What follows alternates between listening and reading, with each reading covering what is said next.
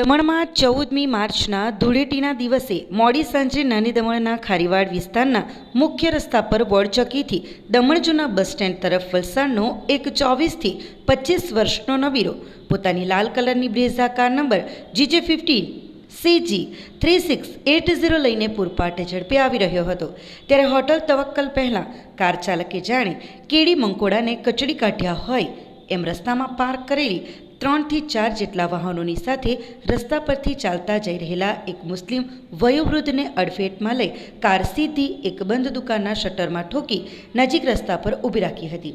આ તરફ ગંભીર અકસ્માત સર્જાતા રસ્તા પર લોકોનું ટોળું એકત્રિત થઈ જવા પામ્યું હતું। જોકે આ ઘટનામાં જગ્યા સ્થળ પર જ રાહદારી વયોવૃદ્ધ ફારૂક શેખ ઉંમર વર્ષ 62 રહે ખારીવાડ દમણનું ઘટના સ્થળે જ કમકમાટીભર્યું મોત નીપજવા પામ્યું હતું।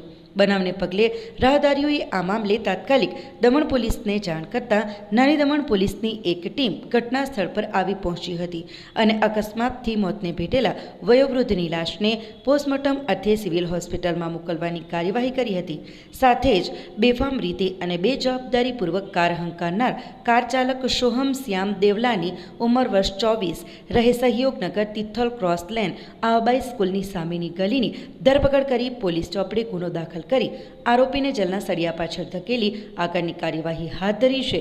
ત્યારે મળતી માહિતી પ્રમાણે આરોપી સોહમ શ્યામ દેવલાની વલસાડના નાની ખત્રીવાડમાં આવેલ જગદીશ એમ્પોરિયમ નામની કપડાની દુકાનના વેપારીનો પુત્ર હોવાનું જાણવા મળી રહ્યું છે।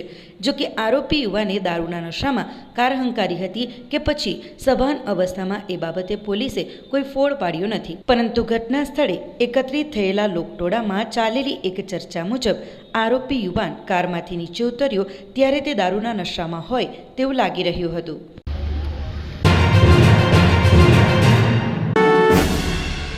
દમણના ડાભેલ સ્થિત ગુલાબભાઈ બાબુ નામના બિલ્ડરે ડાભેલ વિસ્તારમાં 3 થી 4 જેટલી દુકાન સાથેની બિલ્ડિંગ કોઈપણ પ્રકારની જરૂરી પરવાનગી વગર તાણી બાંધી હતી।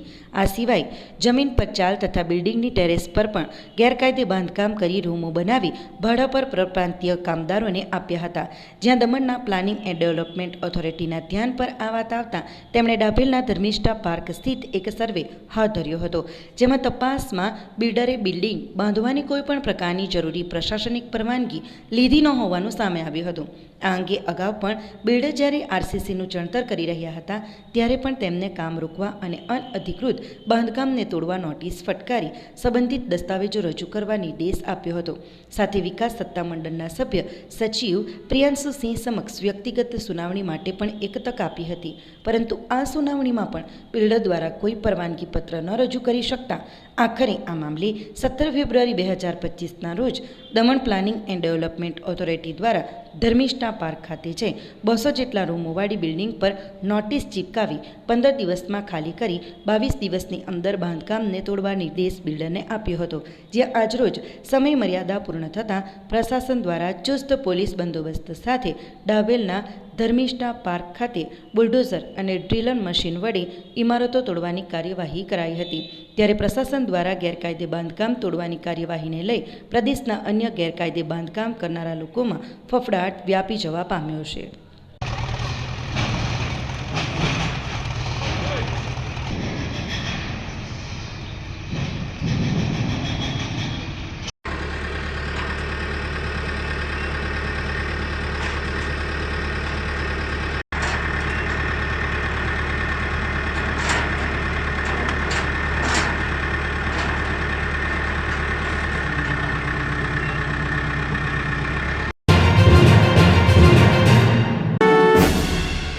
વાપી મહાનગરપાલિકામાં નાણામંત્રી કનુભાઈ દેસાઈ અને કમિશનરની અધ્યક્ષતામાં યોજાઈ રિવ્યૂ મિટિંગ વિકાસના જરૂરી પ્રોજેક્ટને વહેલા પૂર્ણ કરવા પર કરી ચર્ચા। વાપી મહાનગરપાલિકા દ્વારા નગરના વિકાસ માટે જરૂરી બજેટ પ્રસ્તુત કરવામાં આવ્યું છે, જે બજેટમાં કરેલ જોગવાઈ મુજબ વિકાસના દરેક કામોની સમયસર અમલવારી થઈ શકે તેના જરૂરી આયોજન સાથેની ચર્ચા કરવા શનિવારે ખાસ રિવ્યૂ બેઠકનું આયોજન કરવામાં આવ્યું હતું। આ બેઠક રાજ્યના નાણામંત્રી કનુભાઈ દેસાઈ અને વાપી મહાનગરપાલિકા કમિશનર યોગેશ ચૌધરીની અધ્યક્ષતામાં યોજાઈ હતી। ગુજરાત સરકારના શહેરી વિકાસ અને શહેરી ગૃહ નિર્માણ વિભાગ ગાંધીનગરના નોટિફિકેશન પ્રમાણે વાપી નગરપાલિકા અને આજુબાજુમાં આવેલ 11 ગામોને સમાવેશ કરી વાપી મહાનગરપાલિકા બનાવવામાં આવેલ છે, જે મહાનગરપાલિકા દ્વારા નગરના વિકાસ માટેની આ રિવ્યૂ બેઠકમાં પીડબ્લ્યુડી, આરોગ્ય, લાઇટ, ડ્રેનેજ, પાણી વિભાગના અધિકારીઓ વગેરે ઉપસ્થિત રહ્યા હતા, જેઓ પાસેથી હાલની સ્થિતિ અંગેની વિગતો મેળવી હતી તેમજ પાવર પ્રેઝન્ટેશન સાથે વિકાસના કામોની જરૂરી માહિતી આપી દરેક કામ વહેલા પૂર્ણ કરવા તાકીદ કરાઈ હતી. જે વાત વારંવાર ઉડે છે કે ટેક્સ વધી જશે, ગરીબોને નુકસાન થશે, જ્યાં સુધી સુવિધાઓ આપવામાં સંપૂર્ણ રીતે આપણે પૂરા ઉતરીએ નહીં ત્યાં સુધી કોઈ પણ જાતનો ટેક્સ 1 વર્ષ 2 વર્ષ સુધી વધવાનો નથી. એટલે એક પણ ગામ લોકોએ આમાં ડરવાની જરૂર નથી. ગામ લોકોને પહેલાં સુવિધા મળશે, ત્યાર પછી ટેક્સ સ્ટ્રક્ચરનો કોઈ પણ ચર્ચા થશે. ત્યાં સુધી કોઈ પણ જાતનો ટેક્સનો વધારો થવાનો નથી. જે સરપંચને ગામ લોકોએ પહેલાં ખર્ચા કરેલા હતા એ ખર્ચાના પણ બધા પેમેન્ટ ચૂકવી દેવામાં આવશે, એમાં પણ કોઈ તકલીફ નથી. અને મહાનગરપાલિકાની જરૂર કેમ પડી? તો એટલા માટે જ પડી કે જે ગામો નજીકમાં હતા, ઔદ્યોગિક વિસ્તારના લીધે જે ગામોમાં વસ્તીનું ભારણ આવતું અને ભારણના લીધે લોકો બહુમાળી મકાનો બનાવતા હતા, પરંતુ એમાં કોઈ પણ જાતની ડ્રેનેજ વ્યવસ્થા, પાણીની વ્યવસ્થા હતી નહીં અને એના લીધે ગંદુ પાણી, એસટીપી નહીં અને આ બધી વ્યવસ્થાઓના અભાવના લીધે મહાનગરપાલિકા બનાવવાનો નિર્ણય કરવામાં આવ્યો છે, જે લોકોના આરોગ્ય સુખાકારી માટે અને સારા રીતે રહી શકે એટલા માટે લેવામાં આવ્યો છે. અત્યાર સુધીમાં જે આપણે મોટા પ્રોજેક્ટ ચાલી રહ્યા છે, આમાંથી વાપી વેસ્ટને કનેક્ટ કરવાનું જે રેલવે પેડેસ્ટ્રીયન અંડરપાસ છે એનું 23 તારીખે લોકાર્પણ માન્ય મંત્રીશ્રી દ્વારા કરવામાં આવશે. અને ગાંચુ તલાવ પણ ઈસ્ટમાં જેનું નિર્માણ લગભગ કમ્પ્લીટ થવામાં છે, એનું પણ આ મંથની એન્ડ પહેલા લોકાર્પણ થઈ જશે. આ જ પ્રોગ્રેસને આગળ વધારતા નામદા ખડકલા રોડનું પણ કામ અત્યારે શરૂ થઈ ગયું છે. વેસ્ટમાં ઘણી બધી આ સિવાય પણ મુક્તાનંદ માર્ગ, કસ્ટમ રોડ, જનસેવા ગાર્ડનથી લઈને રોડ, એ બધા રોડનું કામ પણ વર્ક ઓર્ડર સ્ટેજ ઉપર છે અને કામ ટૂંક સમયમાં શરૂ થશે. આ સિવાય રોડ ઇન્ફ્રાસ્ટ્રક્ચર ઉપર સૌથી વધારે ફોકસ સાહેબનો છે કે મોન્સૂન પહેલાં મેક્સિમમ રોડના કામો હોવા જોઈએ.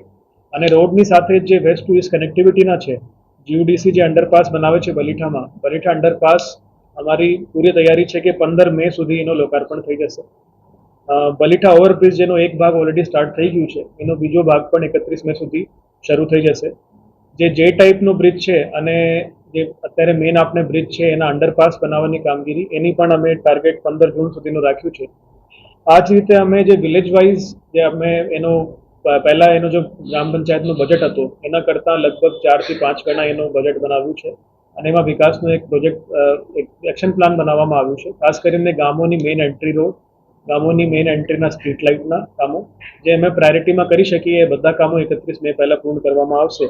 અને આ સિવાય જે પાણી અત્યારે ગામોમાં સપ્લાય કરવામાં આવે છે, સલવાવ વોટર ટ્રીટમેન્ટ પ્લાન્ટ અને ચણોદ વોટર ટ્રીટમેન્ટ પ્લાન્ટની જે કેપેસિટી અત્યારે આઉટપુટ મળે છે એના કરતાં ડબલ કરવાની એની તૈયારી કરીએ છીએ, જેમાં લગભગ 2 થી 3 મહિનાનો સમય લાગશે. અને આ સિવાય ગામોમાં ઘણી બધી ટાંકીઓ બનેલી છે પણ એની કેપેસિટી ઓછી છે. એમાં એક પ્લાનિંગ ચાલે છે કે કઈ રીતે નવી ટાંકીઓ મોટી કેપેસિટીની બને અને જે ડિસ્ટ્રીબ્યુશન નેટવર્ક છે એને અમે કઈ રીતે સુદૃઢ કરી શકીએ કે પાણીના પ્રશ્નો અમે બધા સોલ્વ કરી શકીએ.